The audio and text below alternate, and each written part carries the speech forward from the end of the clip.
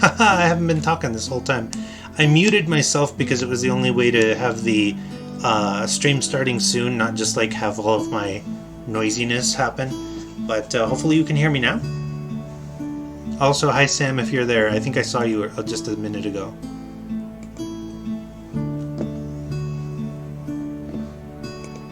But just a quick recap of what I was doing. Right now we're just doing the session notes for the last Warhammer game. Okay. Is the sound balance okay? Like, can you hear the music decently and can you hear me decently? I think I've become somewhat less paranoid about like the sound balance. Sometimes I get it a little goofy, but it seems to have been pretty stable throughout the last handful of episodes. Really, the last couple dozen. This webcam that I bought, and it was relatively cheap, seems to have been just a peach when it comes to like recording my voice, which is really good. I come through clearly. I'm not like trying to talk through a tin can. And of course it gets my face, which was very difficult to do before. I had been using an iPad, which was really good, but I could only do it so in like certain aspects. But anyways, so yeah, this little webcam is good. I would recommend it. The balance is good. Music could be a little low, so it doesn't compete too much with. Okay, good.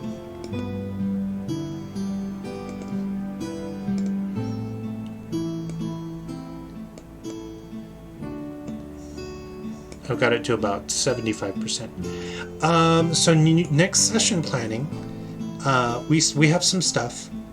The downtime has more or less been expended. Stuff has happened. Let's see. Somebody. Oh, I did. I don't think I did this part. Let's do it right now. So I am going to roll for this. No, I did it. I did twice. So disaster happened, and then somebody turned into a psyker. So I actually need to address that next time. Let me just put a little note. Note, remember that Glasses is a psyker. Alright. So, sorry for arriving late. It's been... No worries. I'm glad that... Oh gosh. I'm glad that you're getting the rain, though. I'm sure at least it's helping with the temperature. Alright. So now what we're going to do is, normally I would have my players roll a d6 to determine what they're going to do or what's going to happen to them. But I'm just going to do this right now so that I know what to expect and so that we can plan accordingly. And we have a 4. So they are going to land on a hidden colony of non-imperial humans, which should be really interesting, actually, given that they've been dealing with all of these weird pre-Age of Strife or mid-Age of Strife humans. And so this should be like a nice continuation. Oh, yeah, this is perfect. Okay.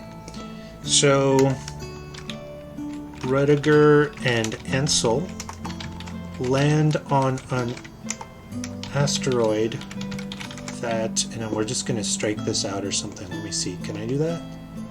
Turn page into copy, comment, color. Can I just turn it red? Okay, we'll just do red to show that I've used it. Oh yeah, it's cold AF with all the rain. I guess the rain season is starting. That's good. So Rudiger. Okay, so we'll still use these other asteroids because there's a ton, and in fact I might have to create more. Maybe what I'll do is I'll do like this, and I'll add another one soon.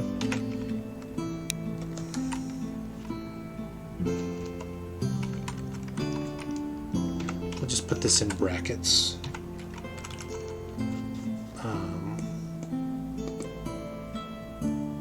And then, sorry, now I'm going to color. We're just going to do default. Okay. We'll just going to put a bunch of things here to show, hey, I need to fill this in. Alright. Rudiger and Ansel land on an asteroid that contains the remainder of their civilization. They have enough technology to live and defend themselves against other dangers. They are looking for a way to turn their asteroid into an FTL ship that can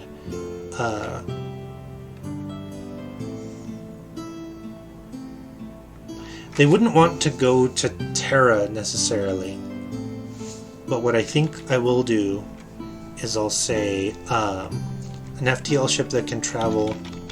Shoot, this is actually going to require some research, some spot research. Okay, Warhammer 40k Andromeda. No, that's not what I wanted. Alpha Centauri. Oops. Hey, I was wondering if anyone has information about the Alpha Centauri star system in 40k universe. I'm just reading Reddit right now.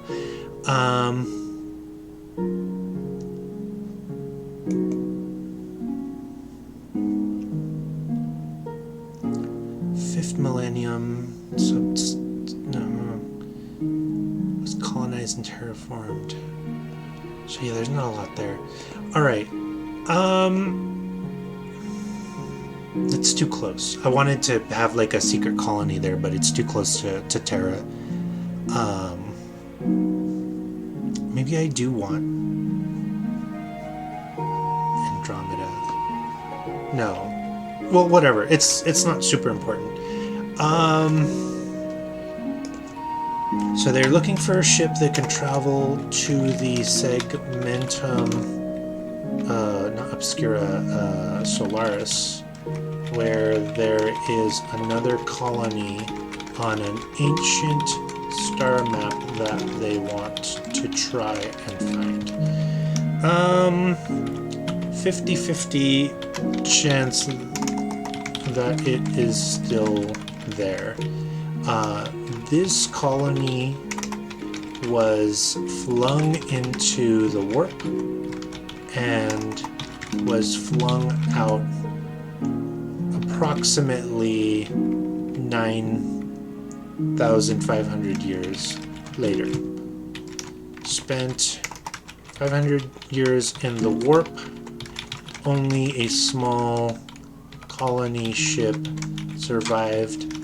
Crash landed after the Great Rift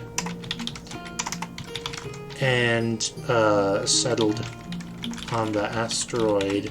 Not sure if they could trust the local humans. After learning regarding the Imperium, they sent out spies but decided not to reveal themselves. Tech level, somewhere between humans and Tau. Resources, low. They have been mining asteroids, but require specialized material for bigger projects. Automatons, non-AI driven drone bots.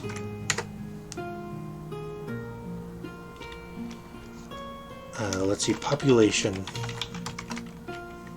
We're going to say 1,500. Like, this is a small human colony that was like, there used to be maybe billions of people on this planet.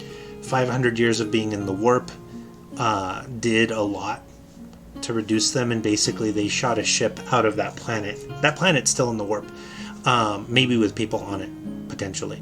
But anyways, they shot a ship out with like the remaining colonists, and the ship might have had like 5,000 on it before it was shot out of the warp. This was a No.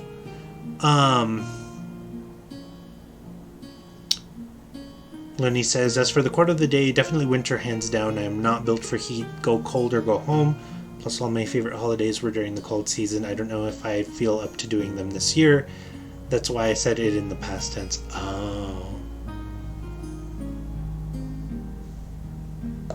Well, we'll see. Whatever you feel right about doing. So let's see, what else do we want to determine about this group? Morality. Generally good. Desperate. Wishes to attain, or what's it? Return to a sister colony by any means necessary. No FTL that isn't warp travel. So they had warp travel.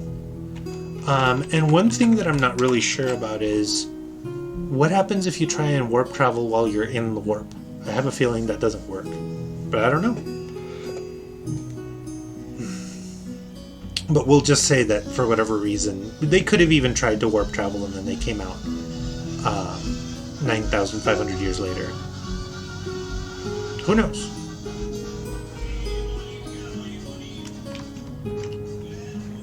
Or,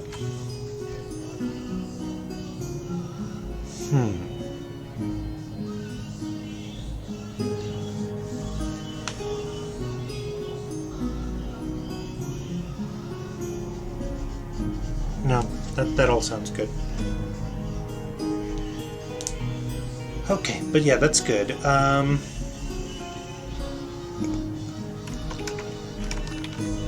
Rudiger and Ansel come clean. They are actually drone bots piloted by other humans on the colony.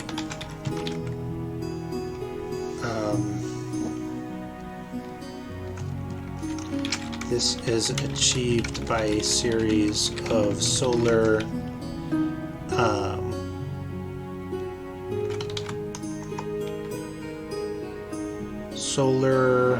relays that allow for long distance travel and communication. Looney says, in a normal situation, I'd already be breaking out the spooky shit to put up all the very first, 2nd of August. Then as soon as Dia de Muertos ended, I'd be putting up Christmas stuff, but 22 being 2022, I don't know if I have the desire to do all that crap. Yeah, I understand. Okay.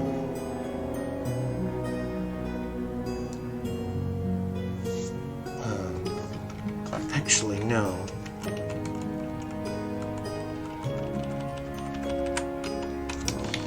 Drones can be piloted by Stargate type tech that lets them psychically control the androids. These androids are amazingly lifelike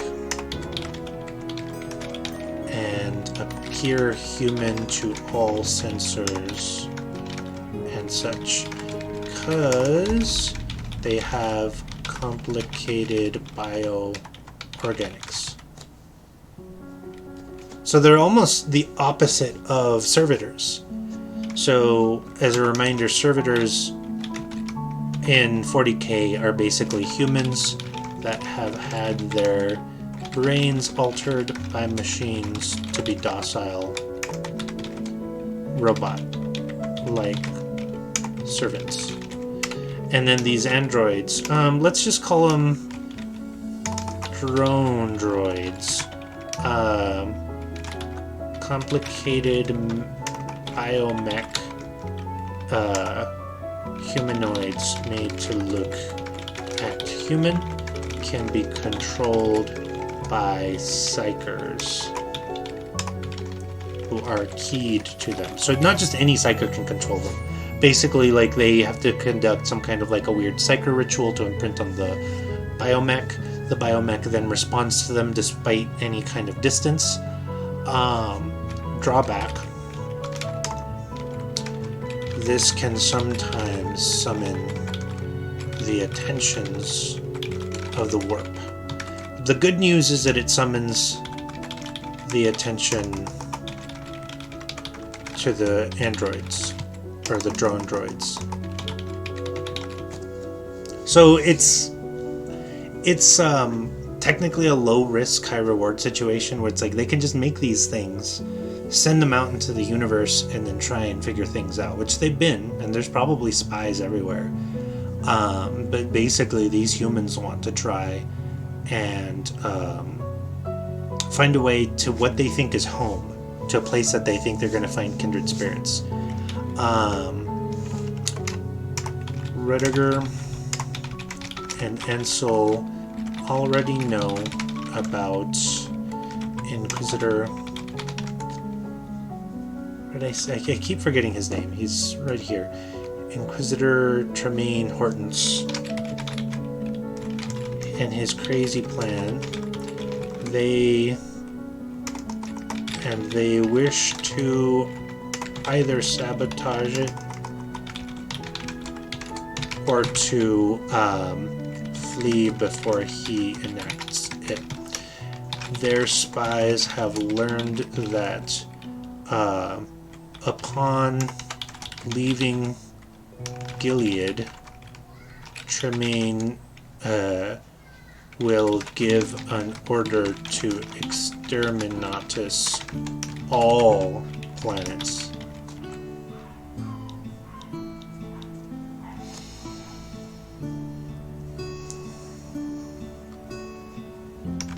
He is also hoping to send all space marines to their death, or at least to be distracted away from the solar system,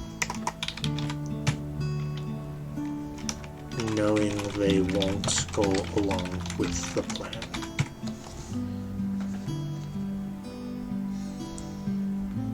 Alright, I love that. That's all really good information. None of this actually serves the purpose of like what's going to happen next game, except to know that these are questions that they may ask, and these are things that the group may learn.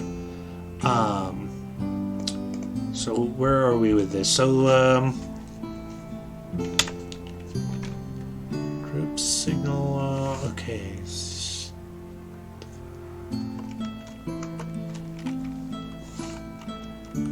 So, Real, Ansel, and Rudiger may meet the group. They also introduce their leader.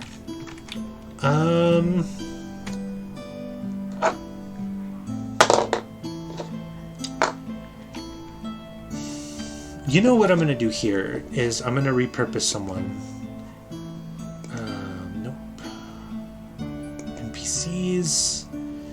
Let's see, Veldon's a no. Sister Rose, obviously, no. Jasvin Rindelar. No.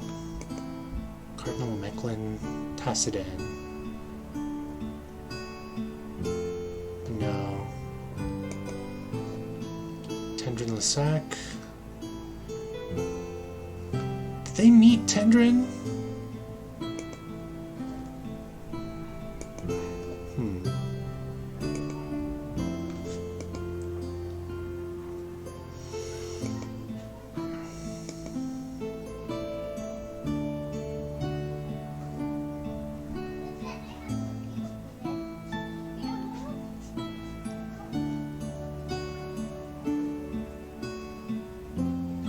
I was gonna do something with this.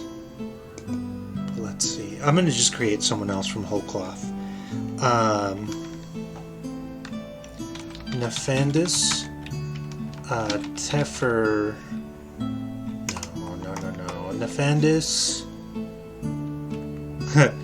Looney says, "Look, brother, I've invented drone androids. The benefits and advancements to our society shall be boundless. Can we have sex with them? This is kind of a deal breaker depending on what the answer is. You just had to go there, didn't you? God damn it." I mean, we all watched Bubblegum Crisis, right? Right?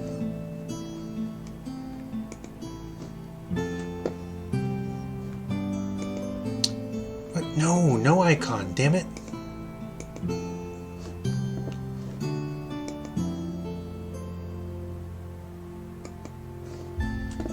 Alright, Nefandis, I'm really blanking on the last name, but let me think. Nefandis,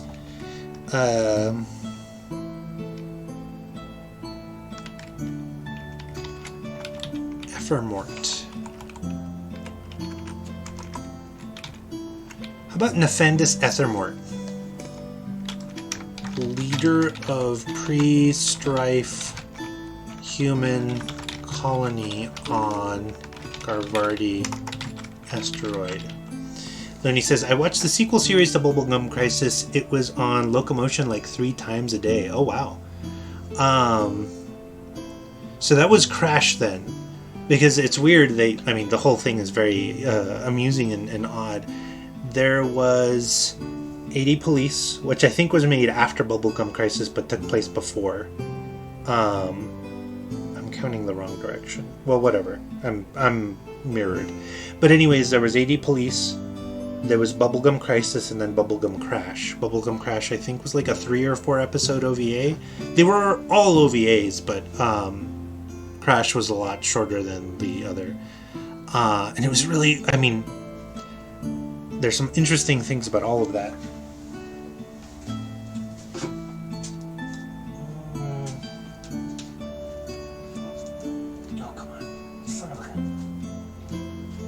For heaven's sake. There we are. Okay.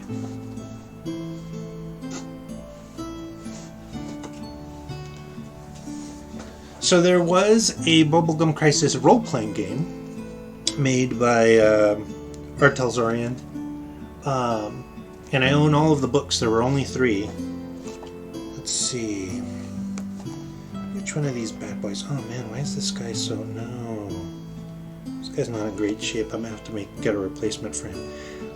But I think it must have come this way. Like, this is so weird.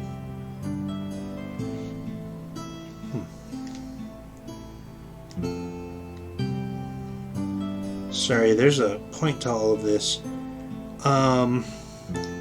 They got really goofy when they tried to make more Bubblegum Crisis, because there was this whole dissolution of like the people who owned it and fights over who did.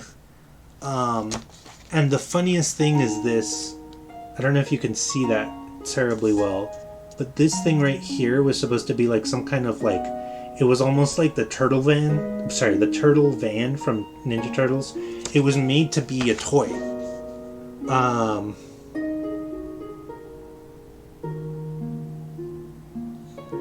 But they at one point were like, I think it was supposed to like, there's this little bit on here that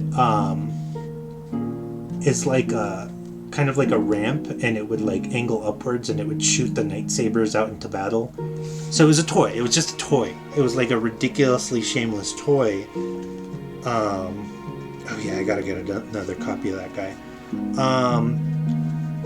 But anyways,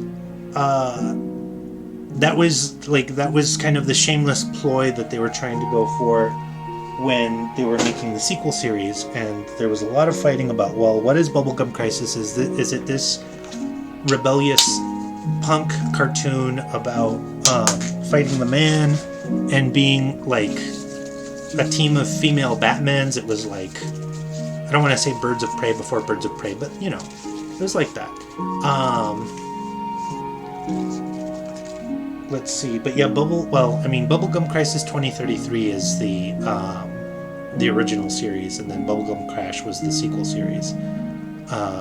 Anyways, the point of all that I was trying to say is that there was like that infighting with the people who were in charge of the production that were trying to make it a lot more marketable, and of course just erase all of the message that it had originally sent about itself, because it was like very punk rock in the sense that, you know, Japan had punk rock, and it was meant to be this kind of like self-empowering, like, hey, we're not going to take it anymore, kind of attitude. And then of course, if you watch the sequel series like I did, you're going to notice a lot of changes. Like the one chick who's supposed to be like the quiet but tough one, wants to try and like get a career singing like songs that John Tesh would be playing saxophone to, and you notice that, yeah, like they took a lot of the soul out of it. Oh no, I'll show it again, sorry. If I can just get to that page. Was I on the right track?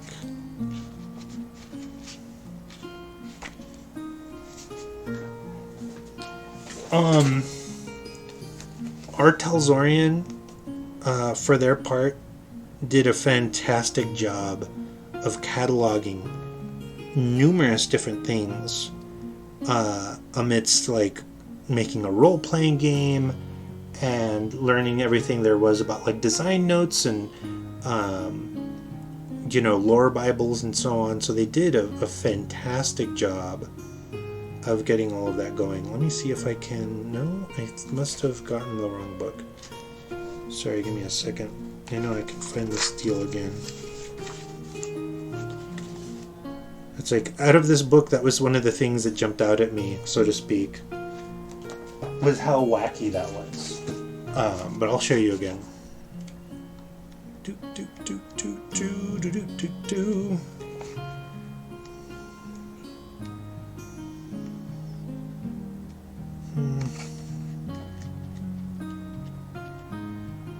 There we go. Like, there's more examples of this. Oh no. Oh, am I frozen? What is going on? Oh, I think I'm having some lag issues. Let me see. You know, I have a feeling I might have to do something slightly differently. At some point, I'm gonna have to buy, I think I'm gonna have to buy like some kind of a better wireless card on this guy, because I'm just using a little like a USB Wi-Fi connector, and it's possible that me trying to stream and also using a YouTube background music might be the issue. So let me close this. All right. Give me just moments while I figure this out. But while that's happening, you tell me if my face gets unfrozen.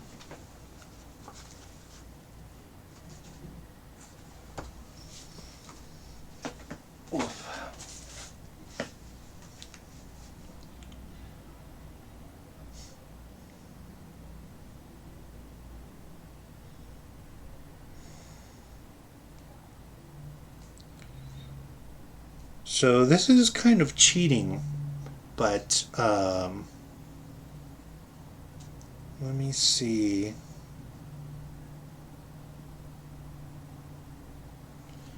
What I think I'm going to do is, this is going to be corny and it might not sound the best.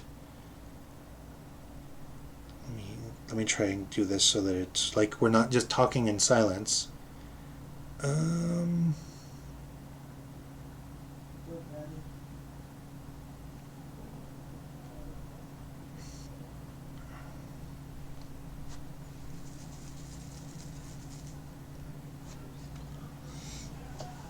But my ultimate hope is that you can hear what you need to hear while I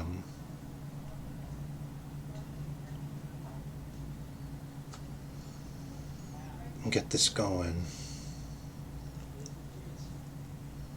And it won't interfere with my ability to stream.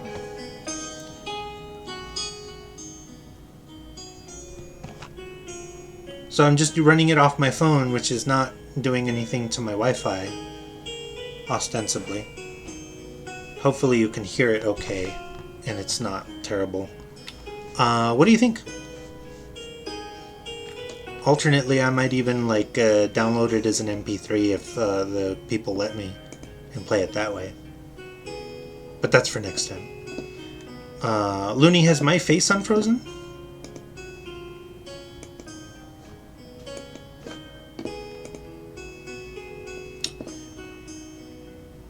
All of that being said, I wonder if I have another way of showing this to you. Anyways, this is just me being silly.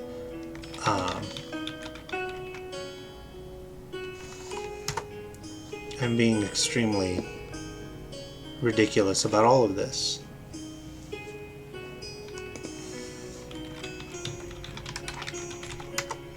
You're unfrozen. Okay, I'm unfrozen, so I guess I won't have to worry about this necessarily. Which is good. I was going to try and see if I had... Actually, I should really look at this. So there's a lot of anime role-playing games that were licensed in the last 20 years. It was really like from 1996 to about 2008 that there was a big influx of licensed anime role-playing games. But most of them have had their licenses since... expire, and most of them were just set to expire. Like, nobody's just going to give a fiat license forever. Some really famous examples include the Robotech RPG, which was actually very popular for its time. Not an anime, but the Teenage Mutant Ninja Turtles RPG was in the same vein. Just like the license ran out. There was the Slayers RPG, which I also own and very much love. And a handful more. Guardians of the Order, they've since come back, but Guardians of the Order, they're a different company now. They did a lot of licensed games like Trigun and Tenchi Muyo and Sailor Moon, and again, those licenses are all long gone. There was, once upon a time, I think, the ability to buy those books digitally, and I think I missed out on some of them, but I was able to get the ones I really wanted. Sorry, all of that to say, I really enjoyed this one. Likewise, the license has just completely ceased. I don't know that there's ever going to be another Bubblegum Crisis role-playing game, which is a shame, but it was really cool, and I have them. I might have to track down another copy of this book. This is just a supplement that does like all of the prequel and sequel parts. No, that was the other book. This is just supplemental material. Anyways, what I was getting at is that there were very toyetic designs. Is it that? No. I don't want to bend this too much, but...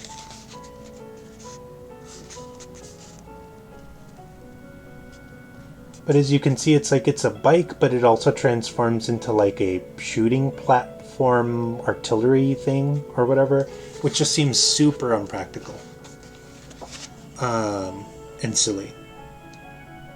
And then the thing I was really talking about was this guy. But like, I'm gonna try and see if I can't get it closer. Okay, the point I was trying to make with this guy though is like, if you can see, there's like this weird little kind of long bit to this that's supposed to angle upwards. Probably can't hear me too well because I'm talking behind the book. Anyways, it angles upwards and shoots the lightsabers, the protagonists, into battle, very much like the Turtle Van. And it's just, there was an element, like I'm just going back and kind of rehashing what I was saying earlier, but there was an element within the production team that was trying to make it very much like a toy commercial, like American cartoons were, where the original was really just about kind of a punk rock aesthetic. But I could talk for a really, really long time about Bubblegum Crisis. Shoot, where were we? Okay. But that was a huge, Oh! Okay, Looney says, oh, the one I watched apparently was not a sequel, but a remake. It's called Bubblegum Crisis 2040. I remember that one. I have very, very severe opinions about that one. But that would be a whole another 20-minute digression, so I'm not going to do that right now. But I have very strong opinions about Bubblegum Crisis Tokyo 2040. And very similar to Tenchi in Tokyo, which I think was actually done by the same crew. That's going to be another conversation for another time. Nefandis Ethermort, leader of pre-strife human colony on Garvardi asteroid, ruthless but gentle when dealing with own people.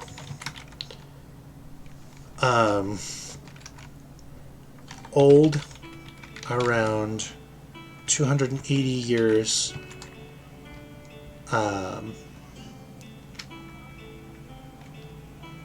Remembers talking to folks who were old enough to remember the glory days before the warp shenanigans. And I always misspell shenanigans. Evil shenanigans.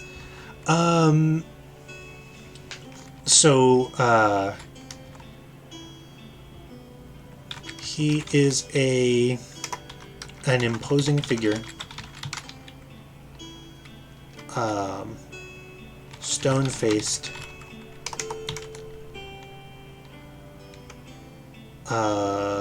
Shows little emotion to outsiders.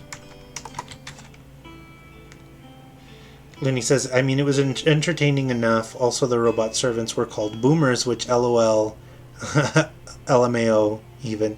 No, when the whole, what was the phrase? The whole OK Boomer thing happened. I posted a picture like with the boomer that just said OK Boomer, and I thought it was the funniest thing ever. And so did some of my select friends, but like the joke didn't go very far. And then some asshole did it like a month later, and they just had a bigger reach and they had a bunch of likes, and I was a little bit salty about that. But yeah, Nefandis shows little emotion to outsiders. Will attempt to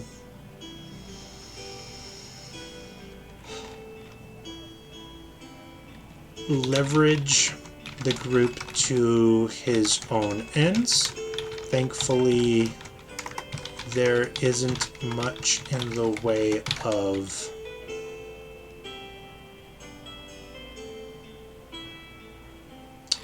but thankfully they should not be at cross purposes. Nefandis knows how to build an FTL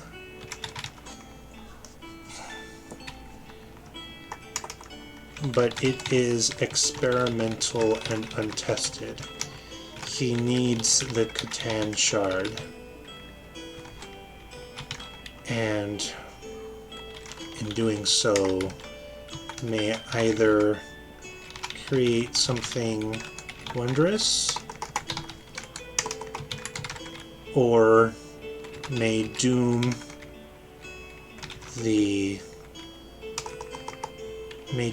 Gilead just as readily as would Tremaine.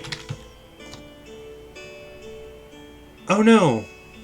Can you at least hear me, Looney?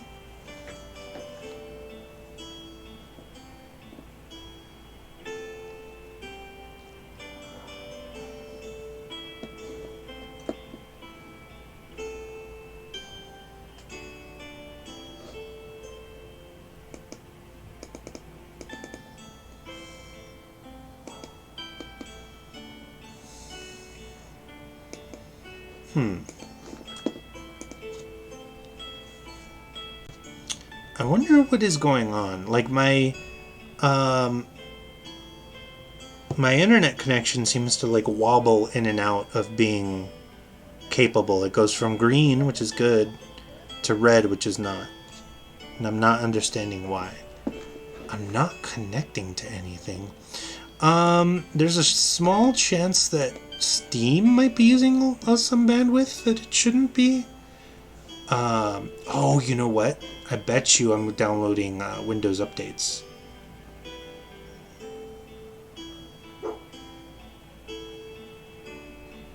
Yeah, why not? Wait, no, not right now.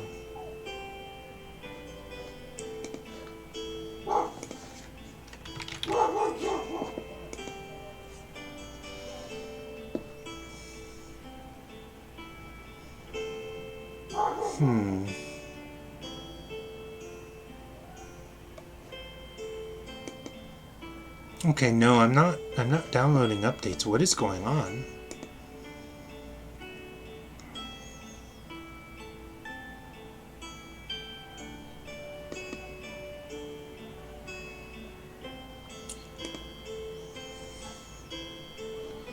Are you sure? Yeah, I am sure. Let's turn off OneDrive for now. Let's see. Sorry, we're just adjusting things and trying to see if maybe we can fix this.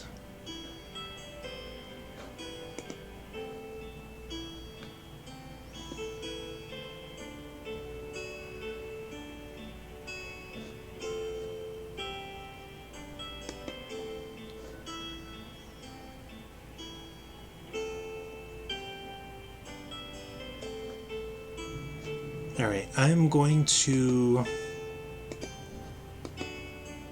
mark tabs.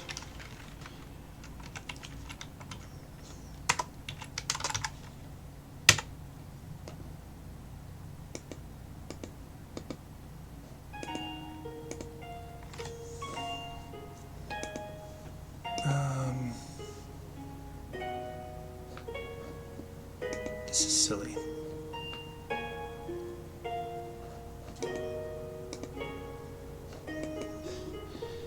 Let's see, Looney says, oh man, Windows updates blow, especially when they take 5 to 6 hours to bloody install. My Windows 7 laptop still does them, and it's the worst. Is that your potato computer? Let's see, currently, Nefandis knows that there is a Catan. I think Catan should be A, capitalized, and B, should have an apostrophe because it's like as fantasy a name as you get in sci-fi, but anyways, I might just shorthand it to like CTAN because I'm lazy. Knows that there's a Catan shard somewhere in the cluster. He has a pendant. No, that's kind of cliche. He has a scouter, a Dragon Ball radar that can find it, but it is likely in a dangerous zone. If the group can retrieve it, they can start to power the FTL engine. This will result in danger both from forces trying to stop them, and that would include Necrons, Chaos, and Imperium. We'll just say a Tremaine. Or, and danger from within, as the FTL may not work, could explode up on a planetary level and likely rain asteroids on every planet of the system.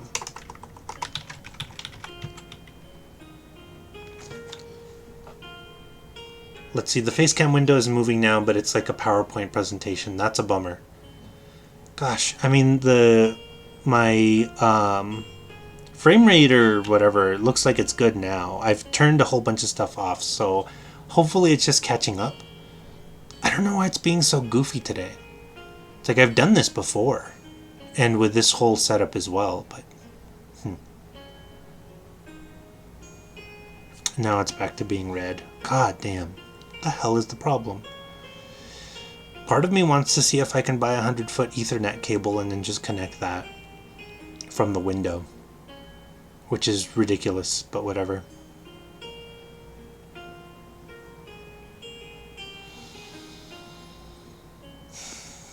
I've always had the poor fortune of having my room be a significant portion of the way away from the router, and now with this little like dinky USB wireless receiver, I think I just need to get a better one.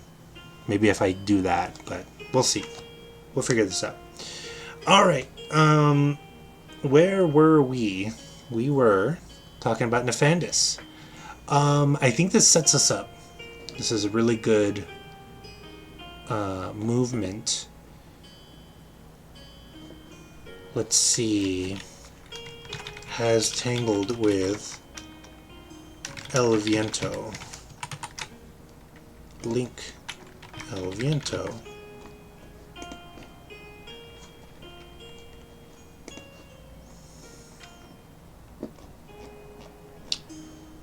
Let's see, so Nefandis Evermort. Ethermort, that's what I...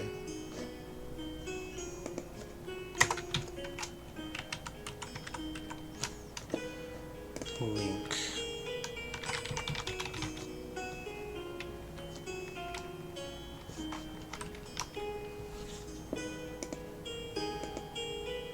Dang it.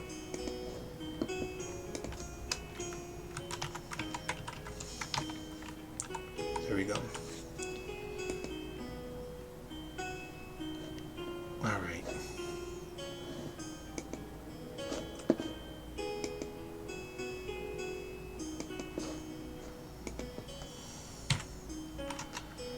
Okay, Nefandis tasks the group with exploring the cluster using a dragon radar and finding a shard.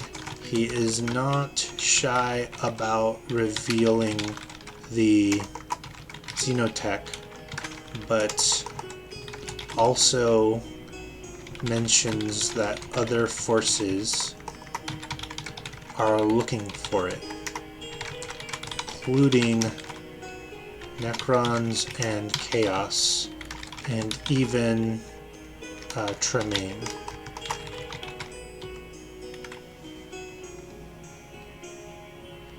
Looney says, yeah, it's all moving smoother now with the occasional hiccup. Audio is completely out of phase, but that's like a minor detail, all things considered. Well, I'll take it. I know that used to happen a lot in the previous streams, and here I was saying how everything was so much better, but oh well.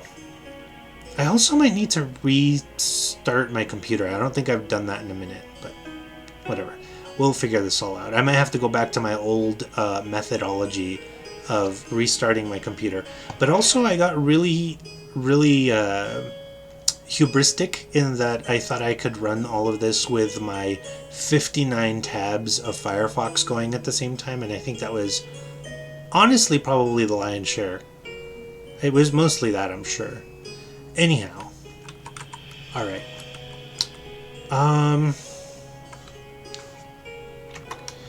Next part will involve asteroid hopping. And so now, oops, come on now.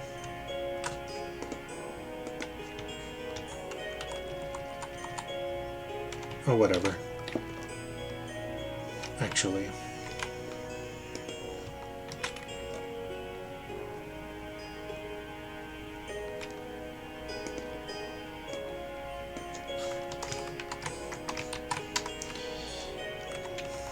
Alright.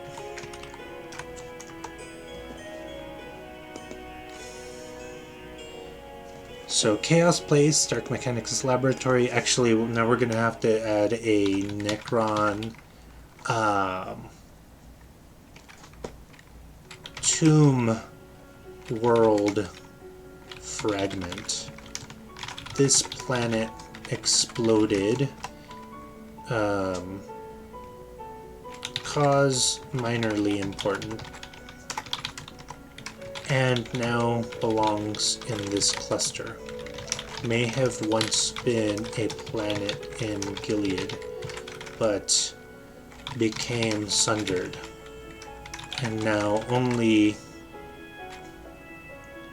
10,000 Necrons reside within this chunk. 50 are awake and wish to use the Catan Shard to awaken their brethren. For some reason, the song that's playing right now, I don't know if you can hear it especially well, it just sounds a lot like something out of Symphony of the Night. Brethren.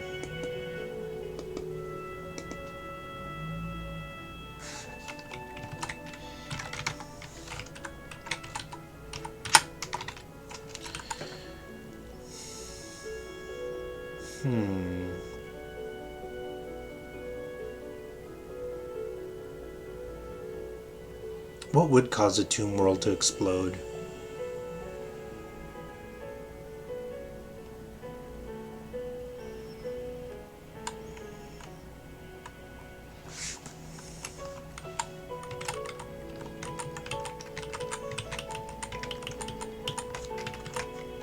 Thanks to the Nightbringer.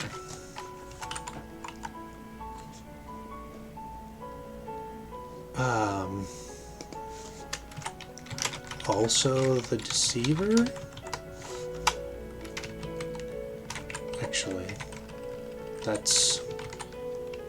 People don't need to know what I wrote there. Nobody pay attention to this link. Okay. So whenever I write XXXX, that's like a special... That's a special code for something, but people must not know. Looney says, I mean, you're entitled to a little hubris with that super ultra turbo beef PC you just bought. That thing looks like it could sequence the entire human genome in an hour. You know, it might. I can't remember the computer that did that, or computers, but I like, they did that like 25 years ago? I can't remember at this point, but like, I have to imagine those computers were not that strong. Alright. We've got a lot of meat built up here. Like, this is going to be a lot of stuff. The group is, like, a lot of the end game is already... Well, not the end game, but, like, a lot of what I wasn't sure of at the start is now clear. The group has to find a Catan Shard, and that's why this is Dead Hope. Their hope is in something that is, in effect, dead, and will bring the attention of the Necrons. And the Necrons are... basically the closest thing you get to undead in Warhammer 40k. But the opposition there will be, A, will this group of staunch imperialists allow for this xenotech to take them to Holy Terra? B, what will they do with this Catan Shard if not let it fall into the hands of the unfit? And then also, what will they do just nominally about the forces at work that are trying to destroy Gilead? You've got Tremaine, who wants to destroy everything. You've got Nefandis, who isn't trying to destroy everything, but could, just out of this desire to leave this system. And then you've got the Necrons, which, if they wake up, they'll probably take over a good chunk of stuff. They could probably do it. Looney says, now that you mention it, yeah, the BGM sounds like something you'd hear in the library in the Greenhouse and Symphony, or Ecclesia even. Yeah. Is the sound kind of decent? I know that it's not perfect, because it's just off of my phone. And it's just meant to be like backgroundy music, but hopefully it's not like ridiculous or poor quality to the point that it distracts.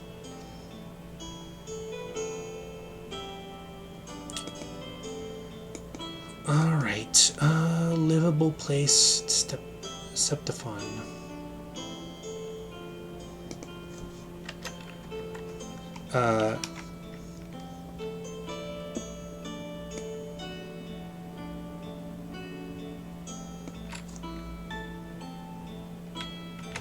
Alright, so we're gonna...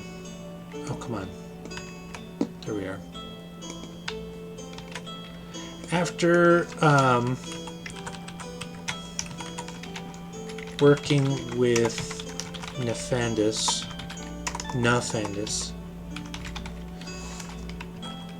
group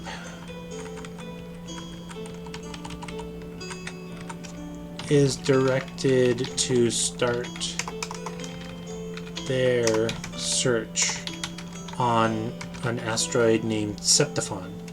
It is a population center similar to an underhive in its structure and legality. Might makes right, many different factions vie for control and power. Much of the trading that takes place among the clusters happens here. Let's see.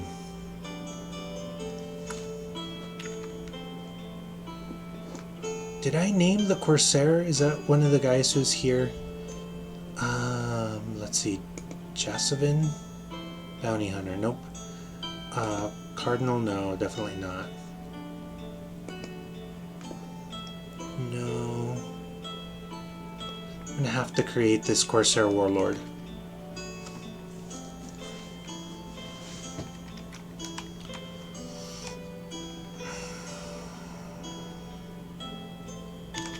Third limb.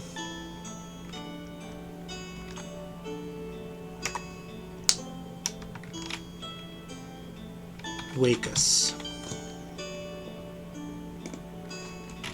Third limb is a Corsair Warlord that is secretly in league with the Drukhari, but is not a Drukhari himself. Sells slaves regularly, wheels and deals, and purports to work with the local Imperium, though he has worked hard to avoid the notice of the Inquisition and Ecclesiarchy.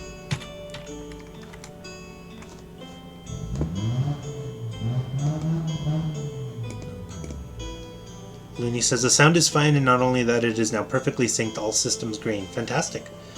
So let's see. Durdlim Wakus. Alright. Third limb.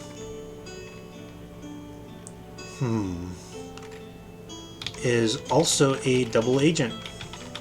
He works with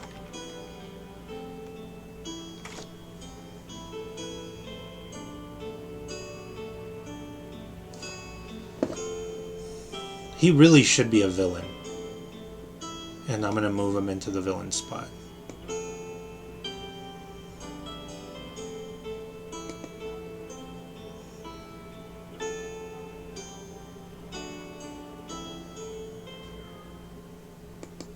Now I just need to decide.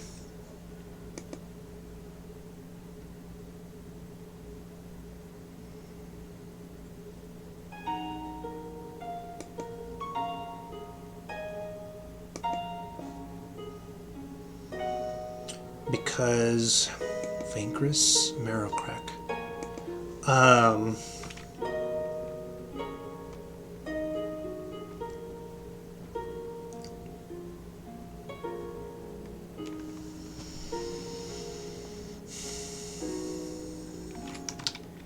A greater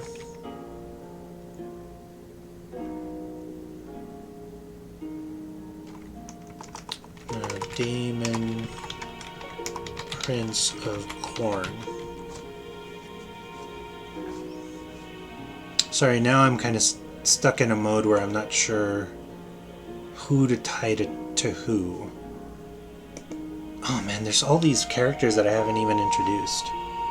Argenta Casperin, Gianna Felina.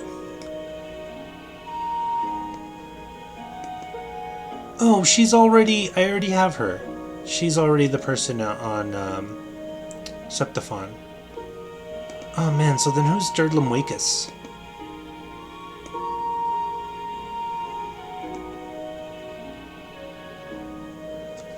I don't know. We're gonna have to work with that. We're gonna reverse our thrusters on that one. Gianna Felina ties to Kimura, uses Cloud on Septiphon, launch raids. Deathly afraid of chaos, only tolerates it to keep her clout. Dreams over the last few decades she will meet her. Okay. Very good fighter, has gained a soul stone but hides the fact from him. Okay, may be redeemable, only lived briefly on Kimura. Should be interesting. She almost shouldn't even be... Well... Huh. I'll think about that. Gianna Felina. Okay. Gianna Felina. See, that was what I was missing. Whoops. Go back.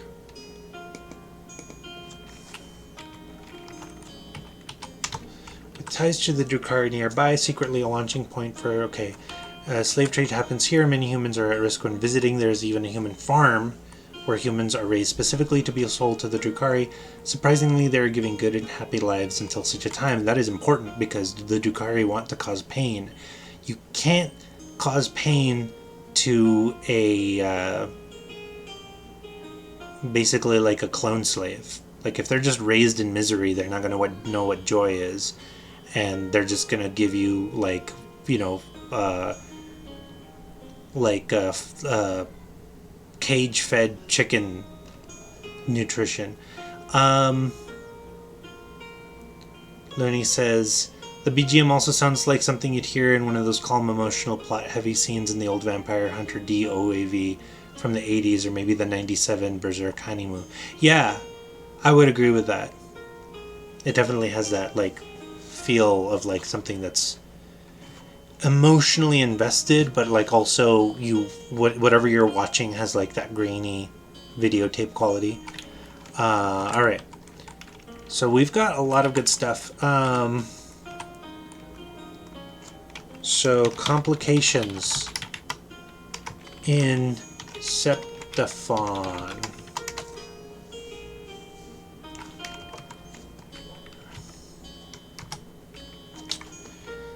Let's see, faction war. There are several factions fighting out in the streets and draw the characters in. One particularly powerful faction asks the group to step in and offers to reward them, but will punish or even fight them if they refuse.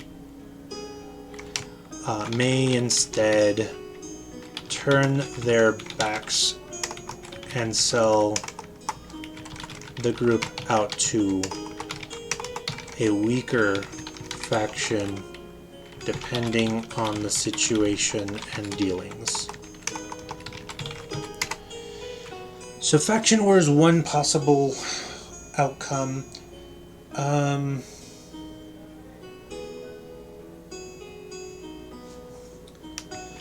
Tau auction. 25% chance Star Harmony is there. 3d6 Tau and their tech are being auctioned to the highest bidder. This is barter for slaves, so may be difficult to trade and acquire slaves.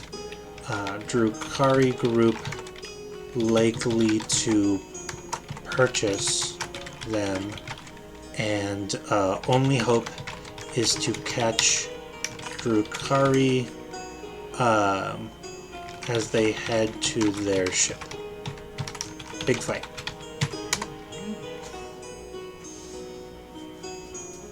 Let's see, 3. I want to have some of these not be like combat. Whoops. Oh, man. Sorry.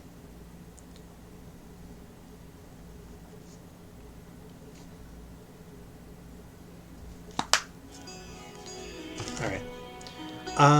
Number 3. I want to have something that's not combat-y. So let me think about that. Number 3 is going to be... Oh, yes. This is where we're gonna get the Black Inquisitor. Arrives somehow from Segmentum Solaris. Brags about her secret path there and back. Is here to... Let me look at her.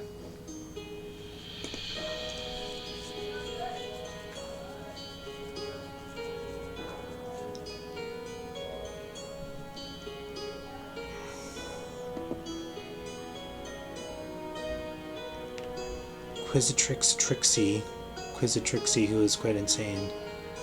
Okay. I don't like that. Like, I already have a sister who's seeking vengeance.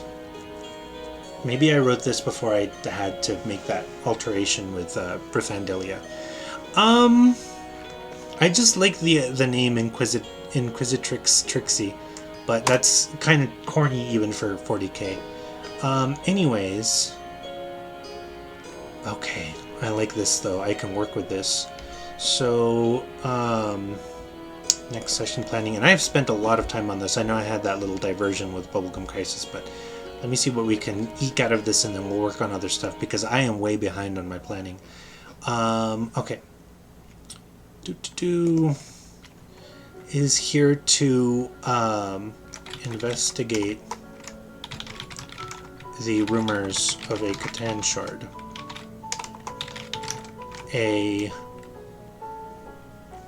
Just one more interloper wishes to use shard to destroy High Fortress Diomedes and take over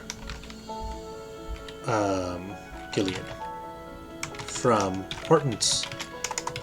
She's not going to be better. She's going to be just as bad, if not worse. Looney says, "Confess, you wretch, confess! I have torn 3 of your fingers, gouged 1 of your eyes out, and executed 5 of your friends.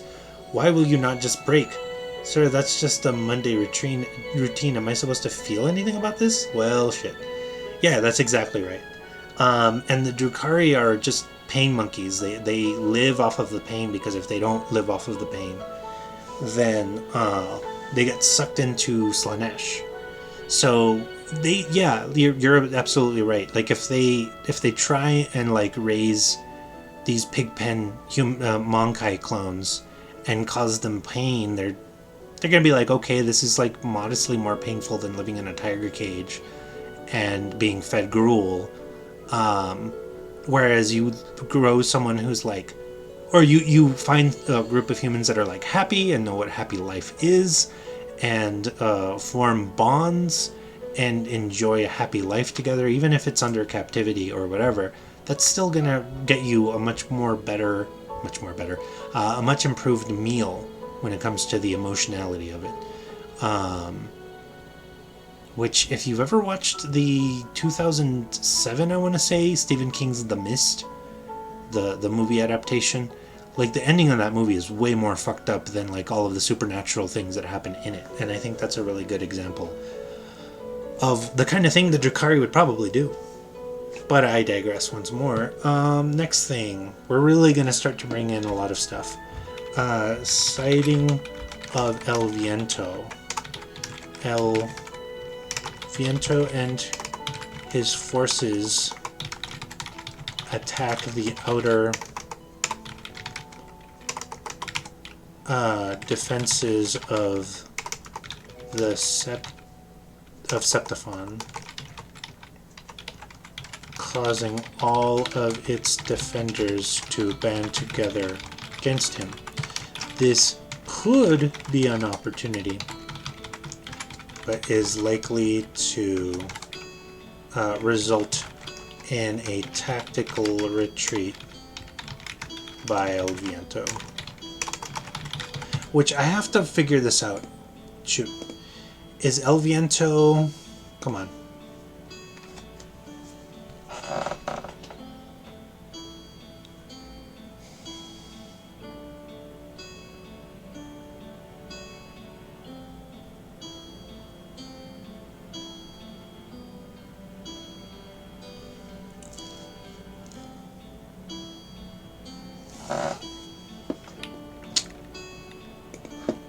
Okay, so he is a corn demon.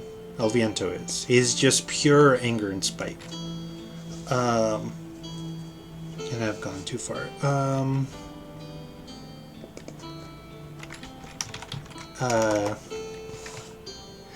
But he wouldn't though, like it's weird.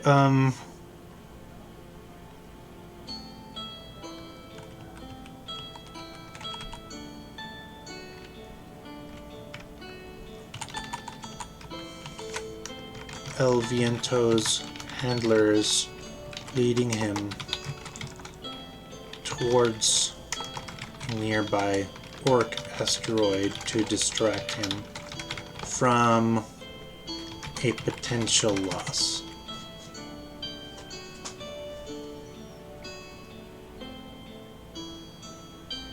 I don't like that.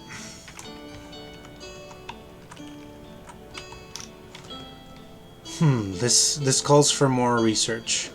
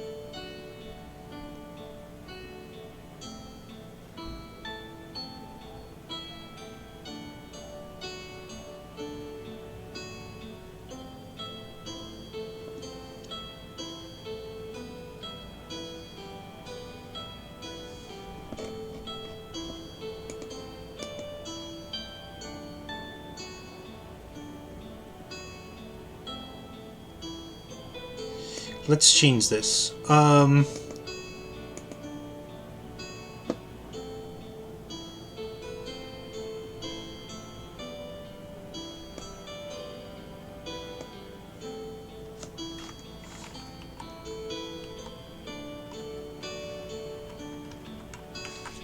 gonna say this. This might lead to the destruction of Septiphon.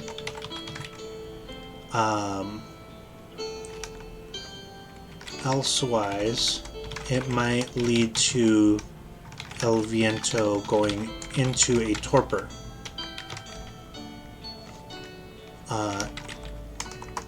It is possible some factions might want to capture him or retrieve him for healing. Otherwise, group may want to capitalize on this, but this would cause Khorne himself to become angry with the group. So it could be a really big situation. In fact, like this is probably the one of like the campaign defining moments is if they find El Viento and they fight him. So this is, I should really have this be 6, I think. Or for what it's worth, I might even... Doggone it.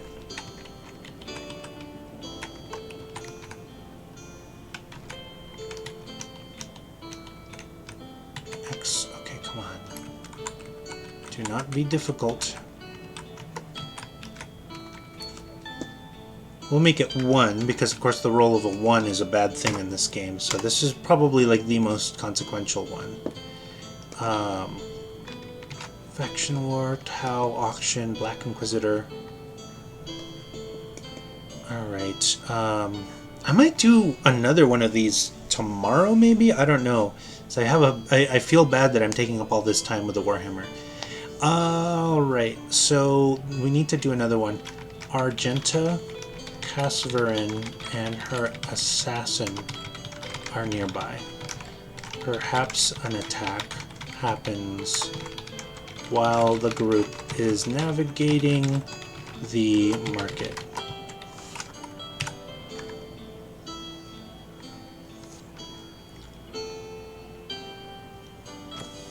Let's see, what is Abraxas? Necron Overlord. Okay.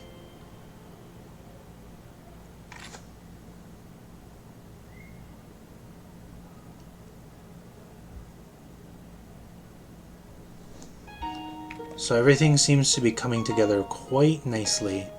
I just need to tie the pieces together. Alright. Led by Abraxas. Link.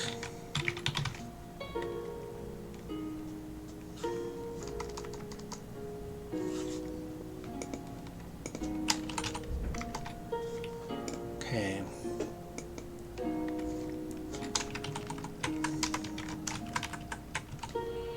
Who is awake? All right.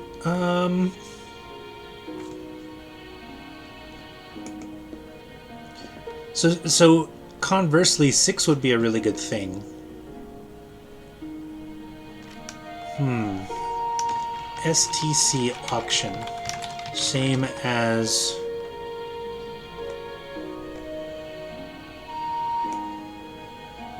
Let's see.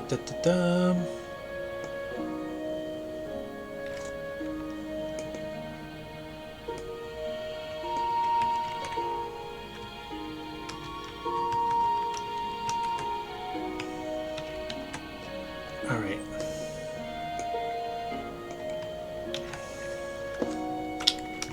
Can be purchased either by fighting in the arena, giving technology, or a blood tithe. Might be cause for, well,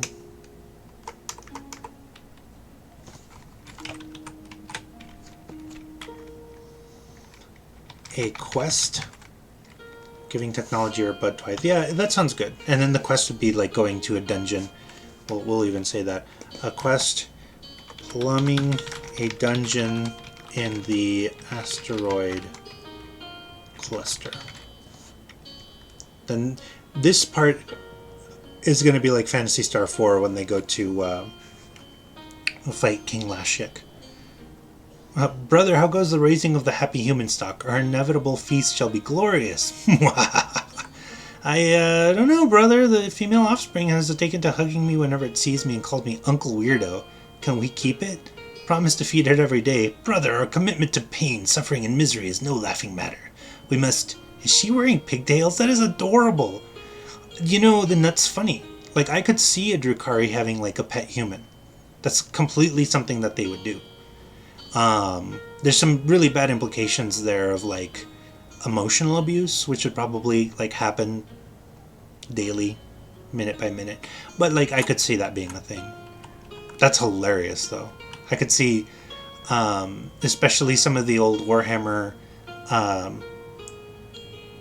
don't know what to call them anymore, but like the back in the 4chan days, when you would have people who liked to draw and they had a very unfortunate nickname.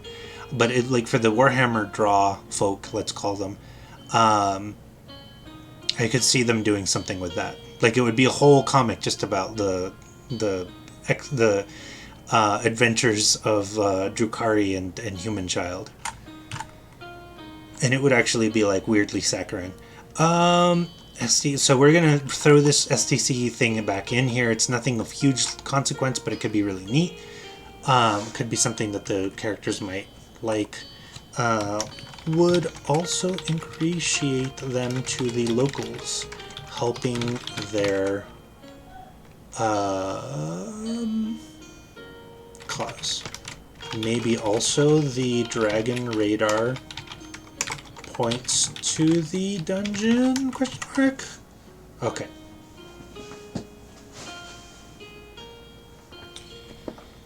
All right. So this is a lot, actually. And so I don't know how much of this we're going to get through. Probably just getting through the introduction of the new asteroid. It's likely that, let's call this something. It's a colony.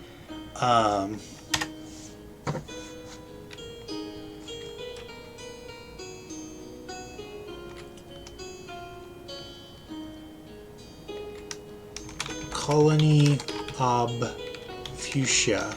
How do you spell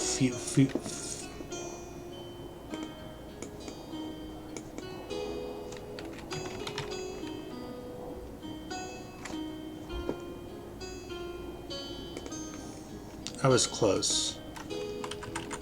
Obfuchsia. So Colony Obfuchsia is the name. It is basically going to be like this weird human colony. It might be a home base of sorts, but that should be pretty interesting.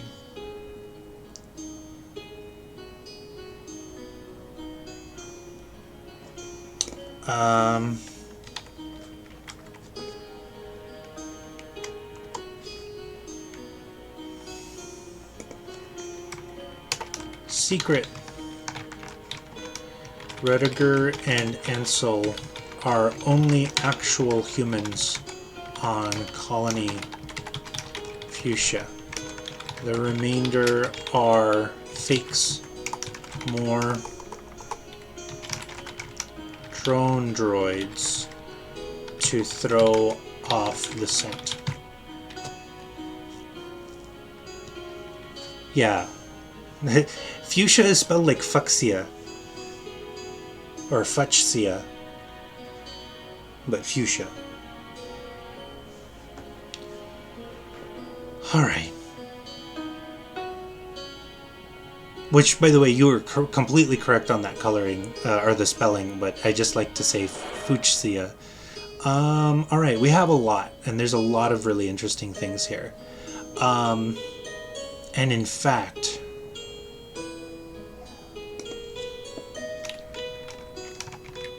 El Viento is here. So even if they don't find El Viento in the Septaphon event, they have another chance to meet El Viento, or they might even seek him out. In which case, I don't roll random. They just know which one is the chaos place, and they go to it. Cool. Yeah, there's some good stuff in here. Why don't I just link this to Herodotus? I think I'm going to do that.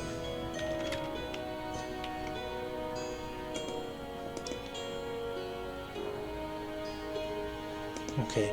This option is like the least interesting, and so I'm almost wondering if I want to revise it.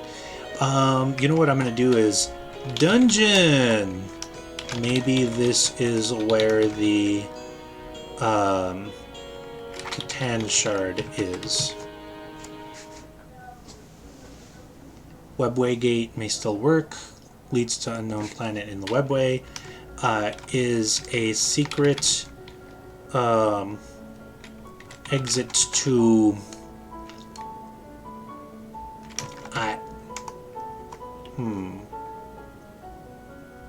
Pluto.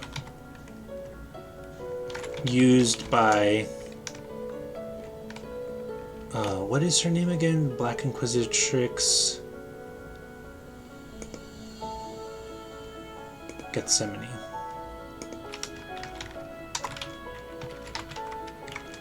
May have defenses composed of loyal anti-Imperium. Let's just say loyal Phenonite cultists.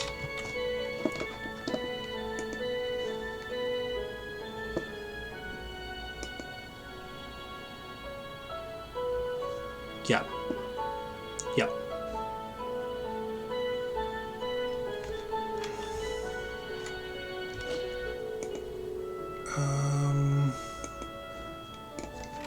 May have ties to El Viento. See, all of this is tying together, and inevitably, and especially if I spend all of this time, Luni says, it helps when you are raised in a Spaniard custom household because Spaniards pronounce fuchsia phonetically in Spanish, so the spelling part is easy as pie. How? Now I'm curious as to how that's pronounced in Spain Spanish. Is it like fuchsia? Or fuchsia?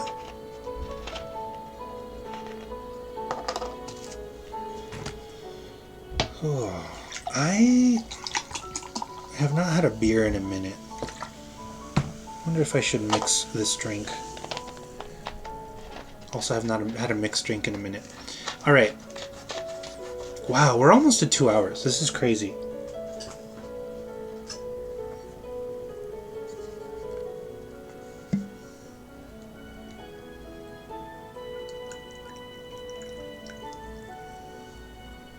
The only thing I don't like about mixing liquor with Sprite is that the liquor tends to make the Sprite not have its fizz. That's not fun for me. Oh, doggone it. I did it again.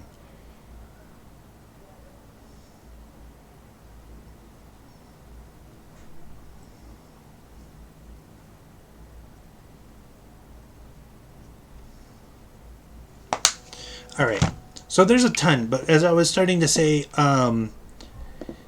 the longer these games go on for, the more I'm able to interconnect things, and that's like my favorite thing. So all of a sudden we've got all of these NPCs that have not been useful at all. Actually, and I shouldn't say they haven't been useful. They've been, like, on the bench. They're on the bench, but all of a sudden we're bringing Abraxas into play. We're bringing Gethsemane or Truvius into play. Herodotus Swain, who we didn't think was going to be a thing, is now a thing. Let's see, who is Argenta? Yeah, Argenta's coming into play. So all kinds of really fun things.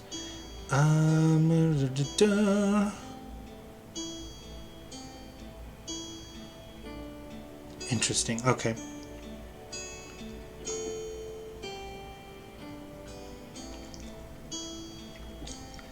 Ooh.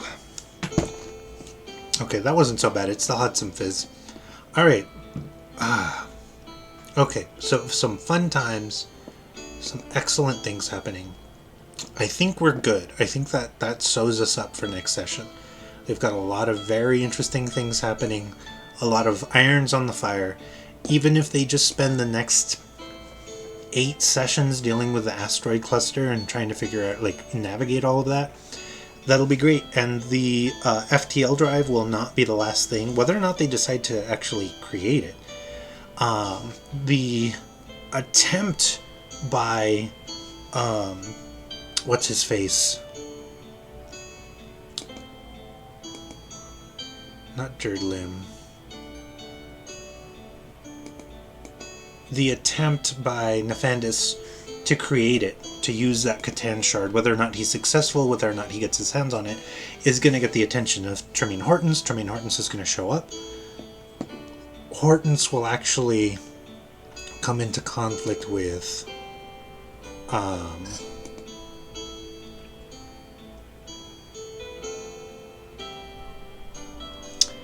man, that's going to be interesting. El Viento's gonna have to live, I think, or shoot, or I'm gonna have to switch things. Vankris. No, Vankris is a demon prince of greater daemon of Tzeentch. Likely the one that is orchestrating many of the events, including the madness that is afflicting Hortons, though that was not difficult, as there was already a fanaticism there. Okay, so that's fine. Vankris is going to have to be, like, if El Viento somehow dies, then we're just going to transfer it over to Vankris. And we'll figure that out. Sprite's carbonation is fragile as a Fabergé egg. 7-Up has slightly sturdier carbonation. One of the reasons why the go-to fizzy drink for tequila is Fresca. That makes sense. I remember as a remedy as a child, whenever I had an upset stomach, my mom would put salt in Sprite, and the salt would completely remove the carbonation, which I don't know why that was a good thing for your stomach, because the carbonation is what's supposed to be good for, but anyways. But, you know, it was probably placebo, but like it made me feel better when I had it. It gave me a taste for flat Sprite for a long time. I no longer like flat Sprite, but as a child I did. Probably for that reason.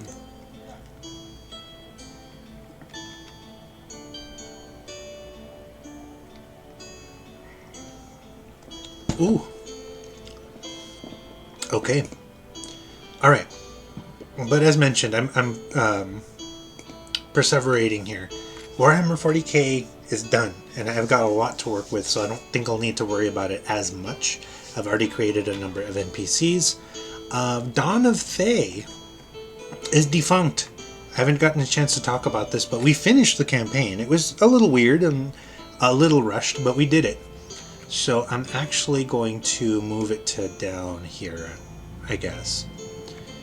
And let's just do brackets completed. So I don't have to worry about that anymore. But what I do have to worry about now, if I could figure out quick find updates, where do I make? I need to create a new add a page. There we are. Fixing the Moonsea. So lots to do, but for right now, castle south of Thentia on the Moonsea. Castle appeared as a result of temporal anomalies caused both by the Thayans and by the intervention of excuse me, a group of heroes that are returning Myth Draenor to its former glory.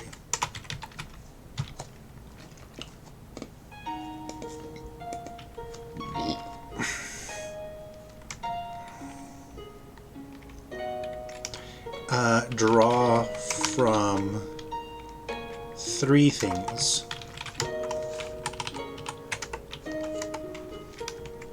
Myth and Dreams and Old Draenor. This was actually the adventure that I ran for Sojaro,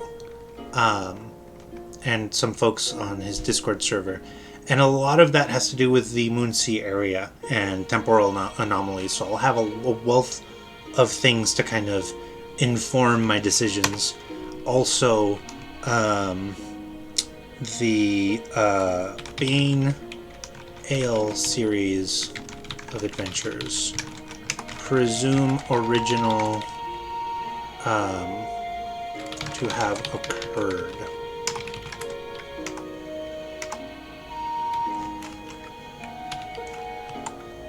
And I know there's one more.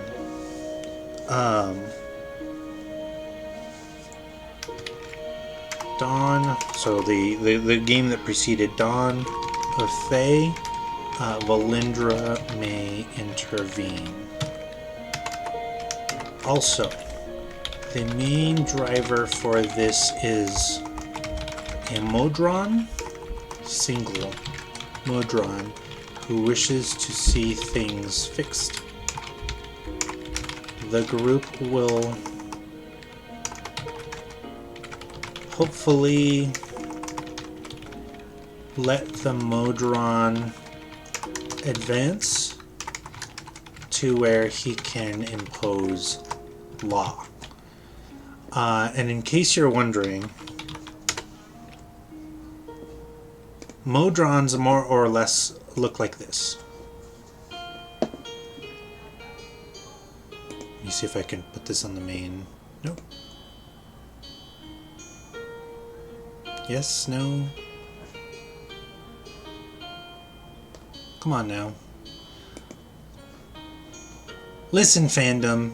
I don't need your shit right now. How about this? No, I don't need that either. There we go. These are Modrons. So you have your monodrones, your duodrones, your tridrones. I forget what these guys are called, but these are pentadrones. But they're kind of neat.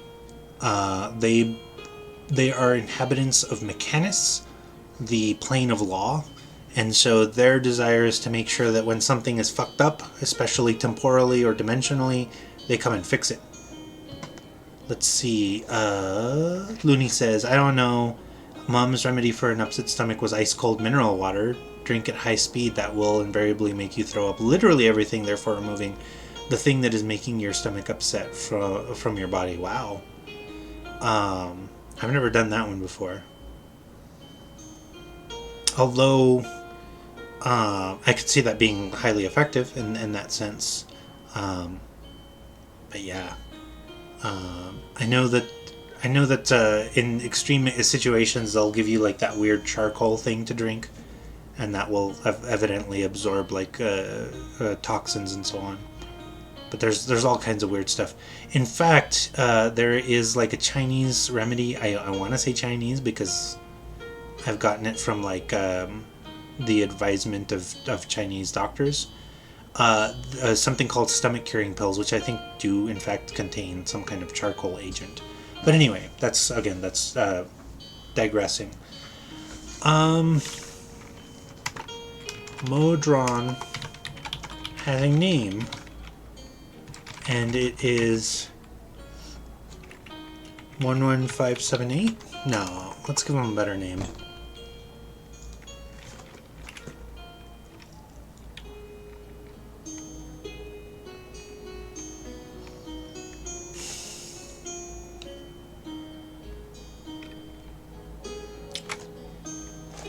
Pardon me while I do something silly.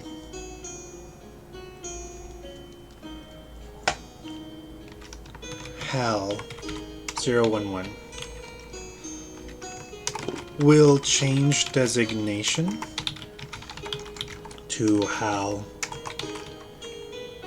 012 as a duo drone, and so on. May accept a nickname, but that may cause Hal to become a rogue Modron. Modrons look like slightly non-Euclidean servbots. Cute. Yeah, they're... It's funny, but they've always more or less looked like that. But Modrons are basically minions. Except they can end up with like more eyes than minions.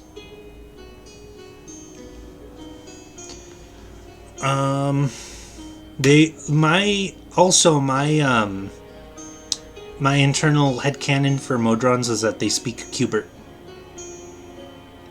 Alright.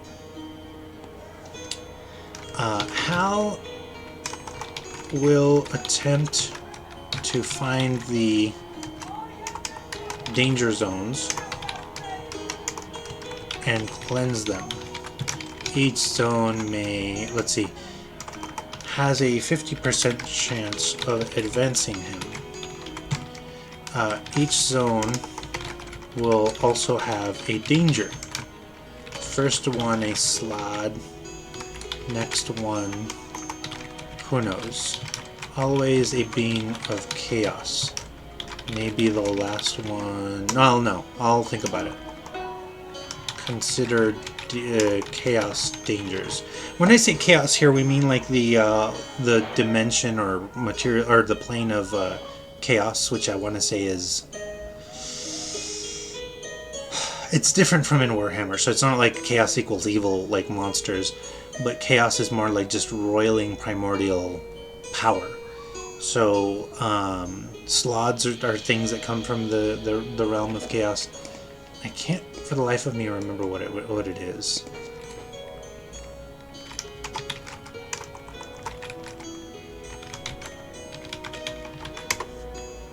Looney says Mom would always favor the brute force approach. I don't especially recommend it because I'm no fan of throwing up. It makes me all weepy and jittery. Like, you do end up feeling better eventually, yes, but first enjoy your recovering. Anything but gentle, yeah. See, Limbo. It is Limbo that they come from, so. Oh, neat. Alright.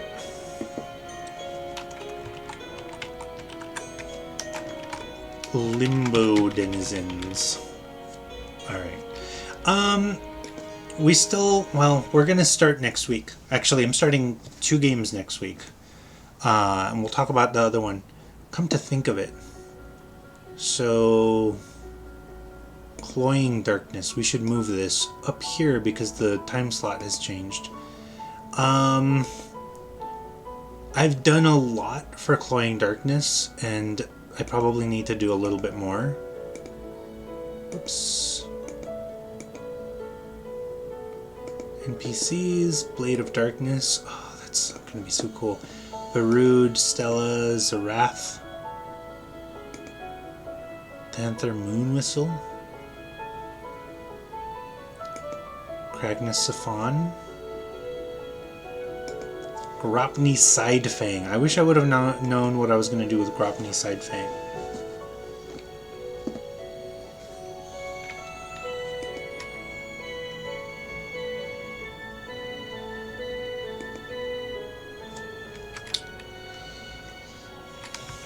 Father of...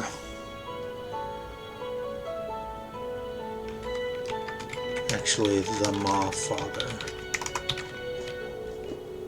All I'm going to do right now is I'm going to, because I feel like I don't have a lot of time, and I want to finish this within 2 hours. But, so we're starting an Eberron game. It's going to be really good. It was with what was formerly our Thursday group, whom was in the War Drums of Mount Nimro. We completed that successfully. The Maw Father is going to be an awakened T-Rex. Enlightened, a shepherd, and a master of the plains. Is cordial with the Talenta halflings, but maintains a rigid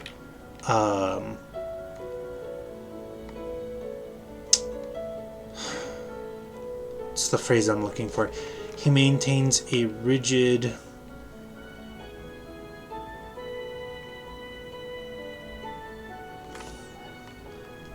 it's like care but not care. He maintains a rigid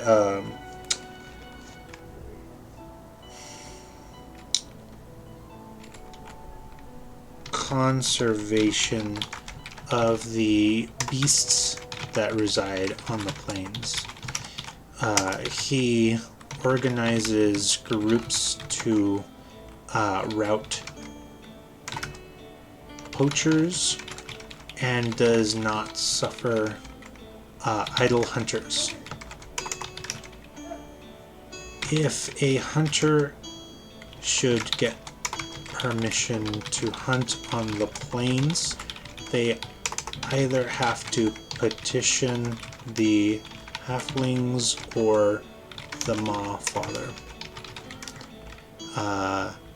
It is possible that he may have been witness to an event that the group may need to ask about.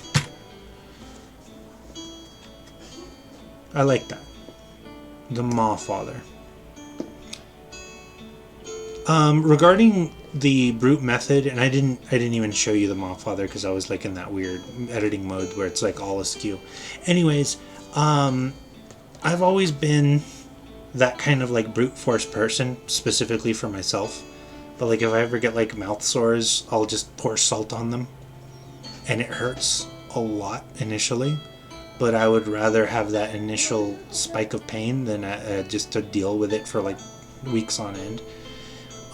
So that's my philosophy for a lot of things. It's just like a lot of pain now is better than to have mild pain for an extended amount of time.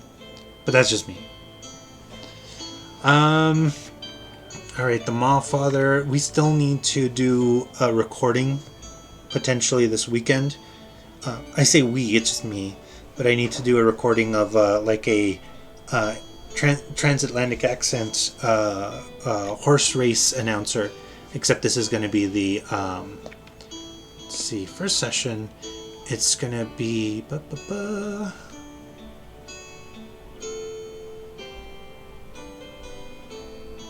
we're just going to call it the flying creature race. So it's going to be griffins, hippogriffs, and pegasi.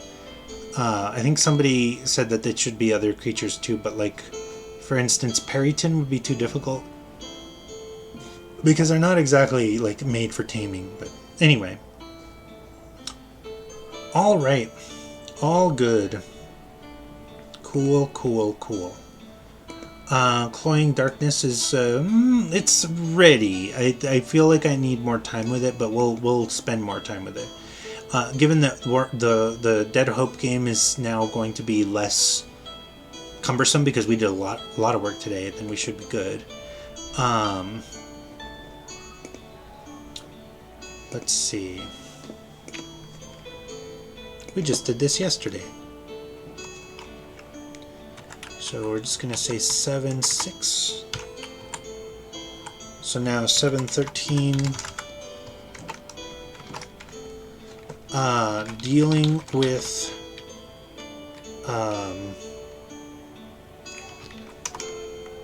influence of Therisdun. And Looney, this is my part for you, but don't worry, I will not say anything that will spoil any of it.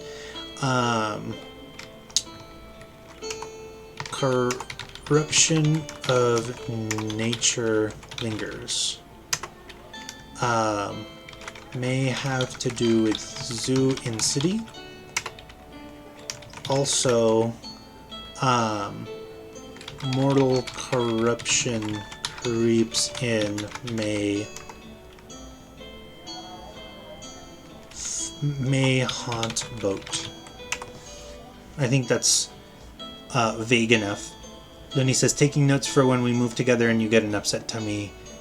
De Huacanazo method approved.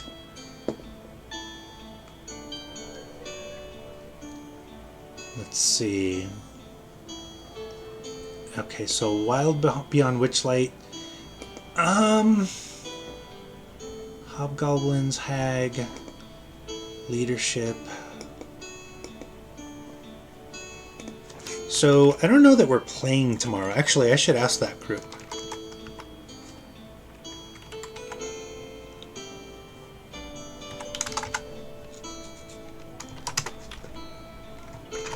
But, fight ogres, question mark, trick them, Queen's Throne Room, find out that Queen is one of 3 hags trying to do super evil thing. Group will learn of other 2 hags. may also be marked so that other hags will have easier time finding them. Maybe there is a crystal ball in the room that lets other hags see them too. Okay. And that should be fine. That should be an interesting session. We'll see if we get to play tomorrow. I kind of doubt it, but we'll see. Let's see. Call of the Netherdeep. Next session planning. Okay. So we didn't use any of this.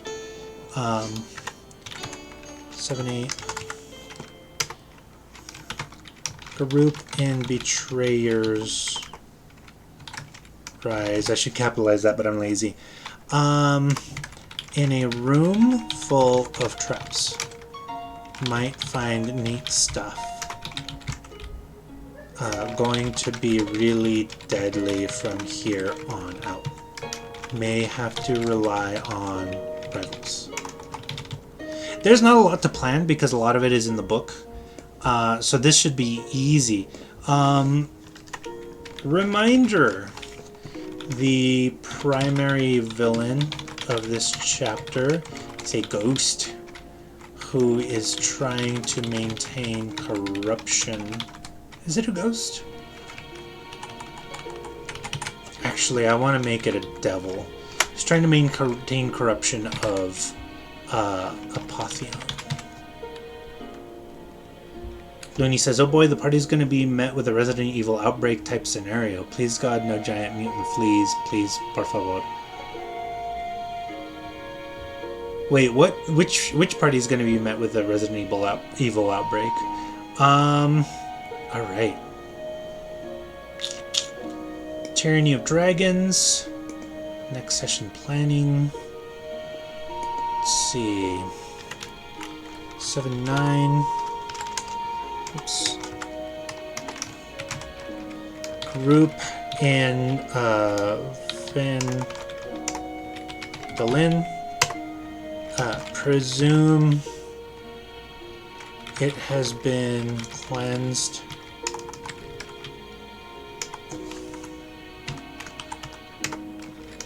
Dragon cultists took over the basement of Old Manor.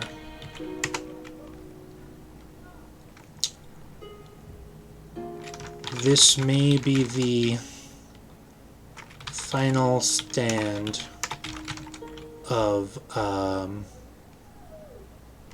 Strikes Twice, who will guard mine. Dragon cultists are fighting to to take mine, use it for bad stuff.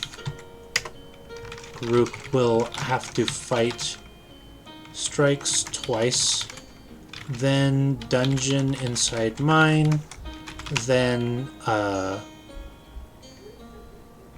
Nothic Giant, Nothic Devil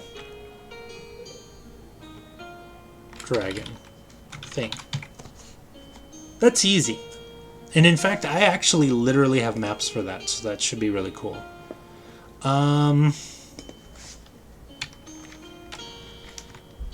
Probably will have to...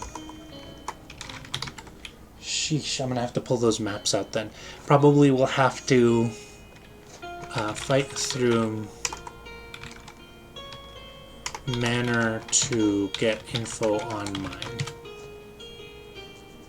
The Klaus party. Oh yeah. Yes, actually. Let me look at that again, because now I'm curious. Corruption, Haunt Boat, yeah. Colossus and Coast. Let me see, is there anybody in chat other than, is it Alien Gathering, Lizzie Beth, Oax? I don't know. If you're in chat and you're not a bot, shout out. Tell me you're there. But the Colossus and Coast is an every other week Sunday game. This is this is maybe an awkward time to ask. Looney, would you be interested in joining this game? My players have asked if you were interested. We need more people. But that being said, that might affect how I plan for this, because then I can't be as specific. But Looney says, evil zoos are cool. I bet the animals are going to start eating people and then each other. Oh, you're doing like a evil zoos are cool, but the animals are going to start eating people and then each other. Cool.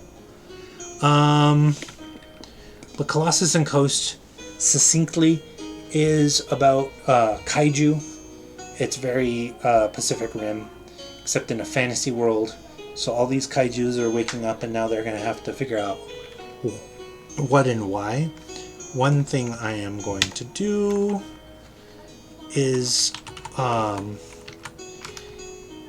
powerful illusion will reveal information about wishes and evil deal with Jean. So I've got some stuff to build upon. But that was the last one. I have a lot of stuff I want to do with Colossus and Coast. Oh, okay. I'll talk to you more about it off the stream. But anyways, that changes how I want to plan for this. But we are in a deficit of players. Last time we had 2, and so we didn't play. But we'll kind of muddle through that, and then I will, of course, I may have stream, or I'm sorry, I may do some of this stuff off stream, where I will plan for Klaus the Gnome and I will plan for Colossus and Coast, and then I can talk about them and I can go over some kind of minor details. But for instance, if I skip the next session planning document because I did it off stream, then I won't be as it won't be like the one big document where I just have to scroll through everything, and people who are watching or could watch will get like a wealth of information. Okay. Alright, but I think that does it. We are at 2 hours and 5 minutes, which is a pretty good amount of time for our usual stream activity. We did start kind of late, so it's about 15 minutes later than I'd like it to be. So I'm going to go ahead and wrap it there. We are going to go ahead and go with all of that, and thank you everybody. I know that it's been kind of a struggle that we started on Mondays, and then we moved to Thursdays, and I am very glad for those of you who are sticking it out. Hopefully we will gain a new audience of people who are interested in checking all of this out. I am really thinking about switching up the format and maybe doing some more planning on the side, but then doing like stuff here that's maybe more attention grabbing. Yeah, it's a shame because a lot of the people who I think would want to see this are people who cannot see this because they are so intrinsically involved in the games that I do that I couldn't do it without like giving away these major spoilers. But there we are. All right, everybody, we are going to go ahead and sign off. I once again thank everybody for being cool and being here and being awesome. And remember that I plan games for you. Fortunately, I don't play games anymore. I'm going to have to do the Final Fantasy V at some point to finish it. But I'm so short on time, I don't have time to do game streams. I should really fix that. Anyway, there we are. We're done. We're going. Remember, I play games for you, and that's a sign off. And we will see you next week.